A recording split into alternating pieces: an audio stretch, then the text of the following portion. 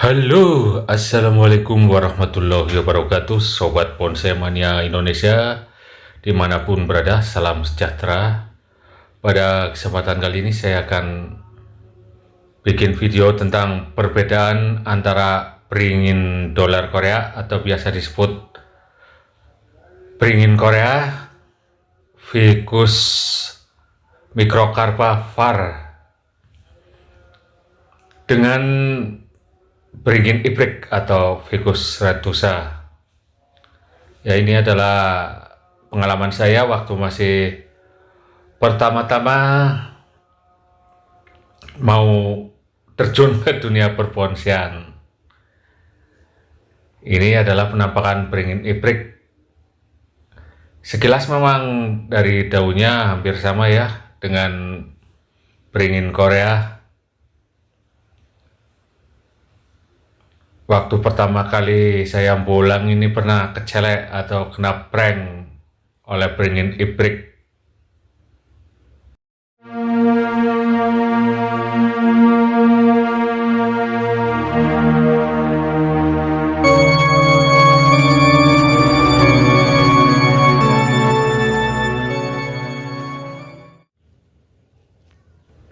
Ya, dari sekian banyak bahan bonsai dari Ficus, memang beringin ibrik dan beringin Korea memiliki kesamaan bentuk daunnya. Ini daun beringin ibrik kita dekatkan dengan beringin Korea ya. Sekilas buat yang masih awam baru pertama kali berkecimpung di bidang perbonsaian tentunya akan sulit membedakan bila tidak pernah memiliki dua-duanya.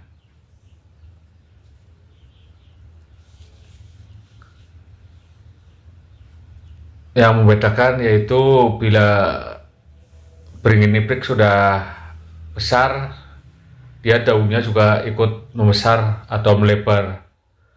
Berbeda dari beringin Korea ya, daunnya ini kecil-kecil dengan ukuran panjang maksimal sekitar 4 cm dan lebarnya sekitar 2 cm.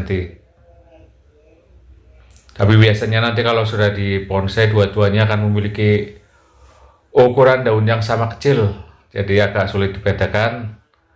Nah, mumpung belum di bonsai, perbedaan kita lihat dari daunnya. Daun beringin Korea ini tentu saja tebal ya, bentuknya elips, dan bila dipatahkan sangat mudah. Bila ditekuk seperti ini langsung patah karena ketebalan dari daun beringin Korea. Ini lebih tebal dari beringin ibrik. Walaupun sejatinya daun beringin ibrik juga lebih tebal dari jenis beringin lainnya. Nah, ini kalau dipatahkan daun ibrik ini tidak langsung patah ya, perlu dibolak-balik beberapa kali baru bisa patah. Ya, untuk perbedaan beringin ibrik dan beringin Korea selanjutnya adalah terlihat dari batangnya, baik dari warna batang maupun teksturnya. Tekstur dari kulit beringin Korea kalau masih muda halus, tidak terlalu banyak bintik-bintik, warnanya coklat muda, agak keputih-putihan. Nah, kalau kulit beringin ibrik warnanya biasanya lebih gelap, coklat tua sampai kehitaman, dan ada variasi bintik-bintiknya. Namun nanti biasanya kalau sudah di bonsai warnanya akan menjadi abu-abu agak putih karena sering dibersihkan, sering digosok, disikat dan sebagainya.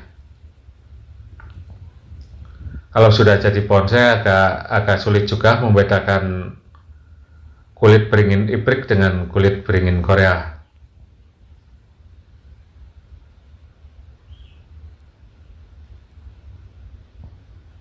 Selanjutnya perbedaan dari pertumbuhan beringin Korea jauh lebih lambat daripada beringin ibrik ya. Bahkan beringin ibrik ini termasuk dari jenis ficus yang pertumbuhannya paling cepat. Makanya bonggol dari beringin ibrik sering dimanfaatkan untuk sambungan dari jenis-jenis beringin lainnya, terutama beringin dolar, kimeng, dan elegan ya, sering disambung dengan menggunakan bonggolan ibrik.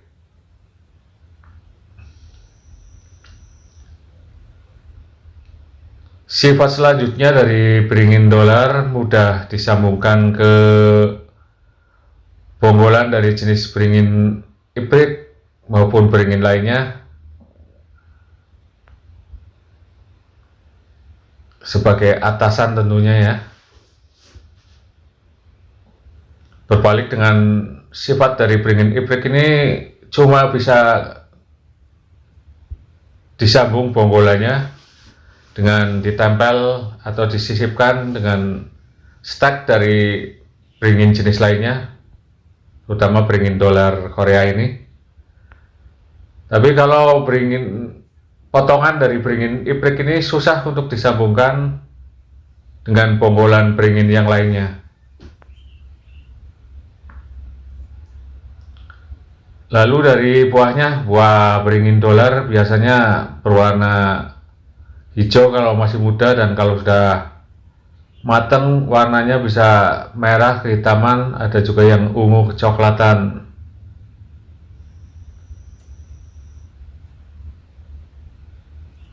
Dan untuk beringin ibrik, buahnya berwarna hijau kalau masih muda, kalau sudah tua berwarna kuning sampai oranye. Ya, sayang di sini tidak ada yang buat contohnya, karena memang belum berbuah.